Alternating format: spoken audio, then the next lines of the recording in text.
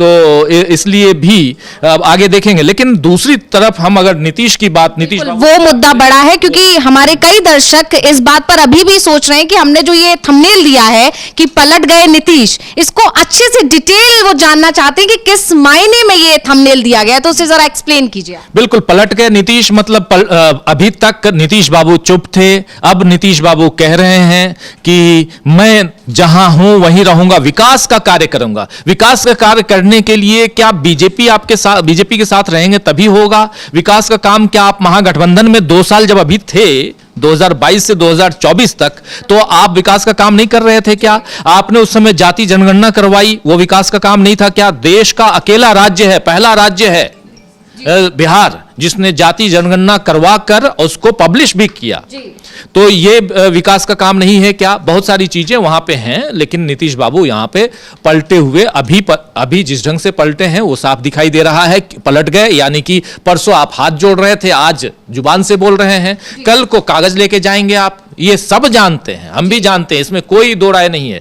लेकिन एक समीकरण, एक क्रोनोलॉजी बता रहे थे, थोड़ी सी क्रोनोलॉजी में कुछ कुछ चीजें बाकी हैं, जरा वो बताइए आगे किस तारीख को पलट रहे हैं आप फिर से? हाँ, जो आप बोल रहे थे वो अधूरा रह गया था कि 14 तारीख का जो हमने बताया कि अमित शाह का बयान आता है कि हमने नीतीश मतलब पहले प्रस्ताव आए फिर हम उस पर विचार करेंगे, यानी 14 जो जनवरी थी 2024, उस समय जो बीजेपी की तरफ से साफ हो गया था कि भाई हमारी नीतीश कुमार से बातचीत शुरू हो गई है। और लेकिन इस बार थोड़ा जल्दी हो गया है, लेकिन 14 तारीख को ही ये सब चीज़ें होनी है कि दही चूड़ा भोज पर आप मान के चलिएगा कि काफ़ी कुछ होने वाला है। और उसके बाद आप ये देखिएगा कि जब बीजेपी के साथ नीतीश कुमार ने अंदर खाने बातचीत शुरू की तो उन्होंने इंडिया गठबंधन के नेताओं से दूरियां बनाना शुरू कर दिया था। वो इंडिया गठबंधन, इवन यहाँ तक कि लालू यादव से भी उनकी मुलाकातें बंद हो गई थी।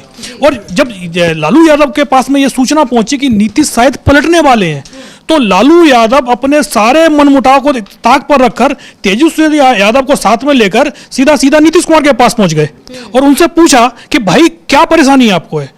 भाई हम आपकी सरकार में कोई डिस्टर्ब नहीं कर रहे हैं, आप खुलकर फैसला ले रहे हैं। तो उसके बाद नीतीश कुमार ने उनके कुछ जो मंत्री थे उन पर आपत्ति जताई। तो लालू ने बोला कि आपको हमारे विभाग के जितने भी मंत्री हैं, जिसका विभाग बदलना उसका विभाग बदल लीजिएगा, लेकिन आराम से सरकार चलाइए।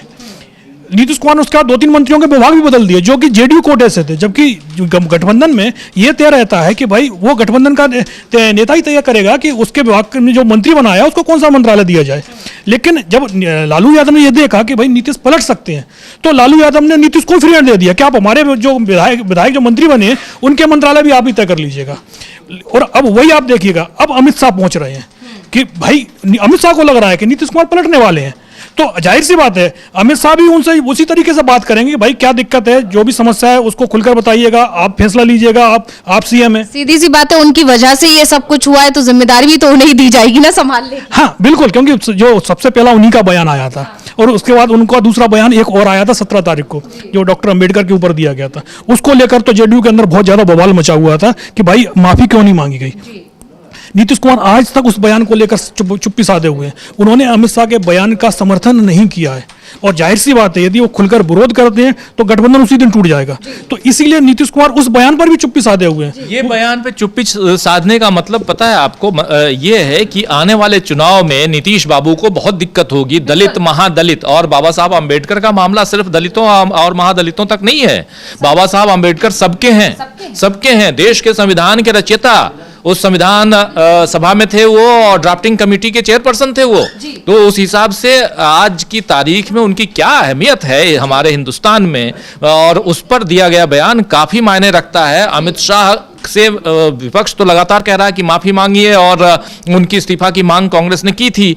और आप याद कीजिए इसमें मायावती से लेकर ममता बनर्जी तक तमाम नेताओं ने इस पे अपनी बात रखी थी और इसका विरोध जताया था। नीतीश बाबू से ये सवाल पूछे जा रहे हैं कि आखिर इस मसले पे आप चुप क्यों हैं?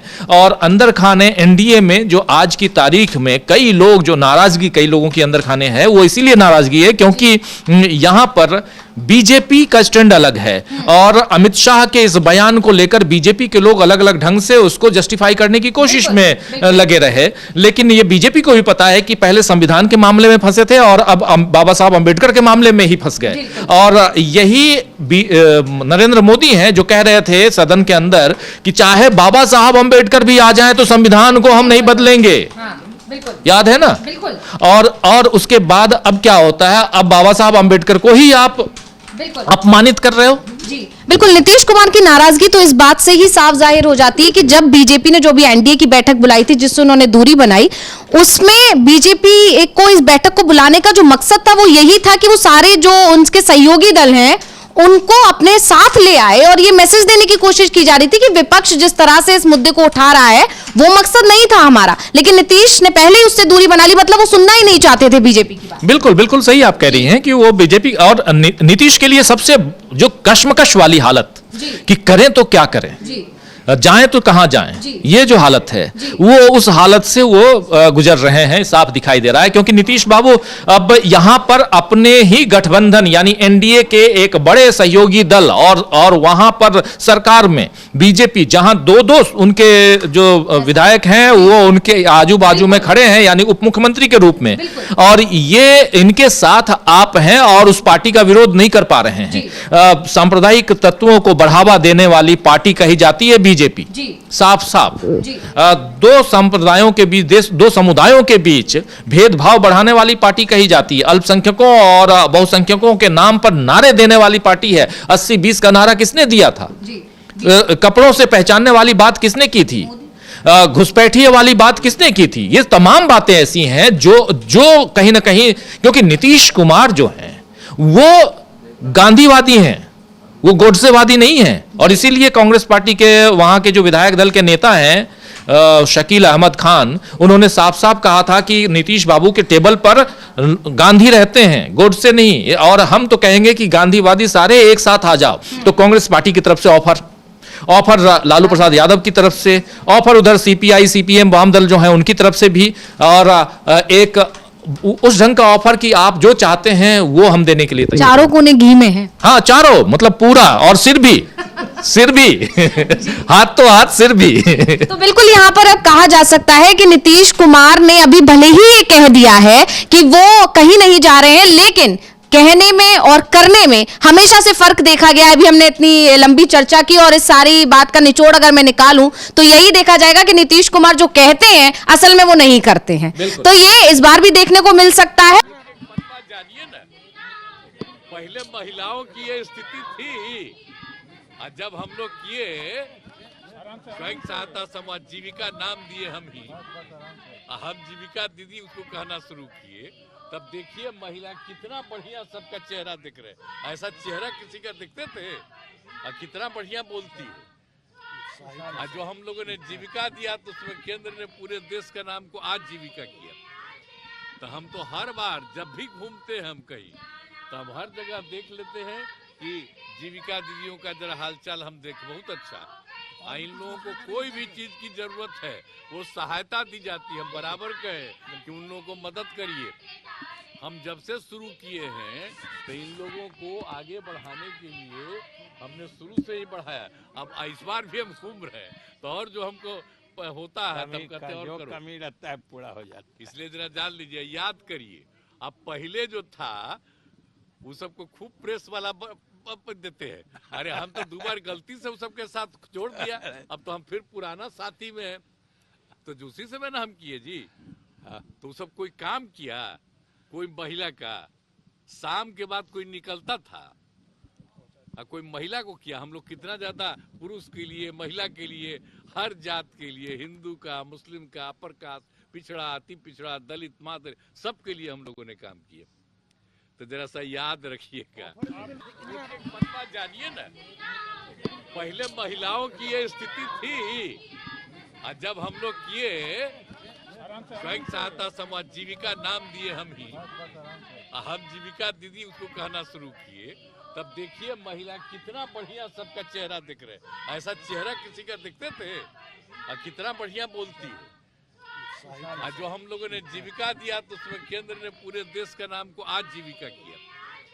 तो हम तो हर बार जब भी घूमते हैं हम कहीं, तो हम हर जगह देख लेते हैं कि जीविका दीदियों का जरा हालचाल हम देख, बहुत अच्छा।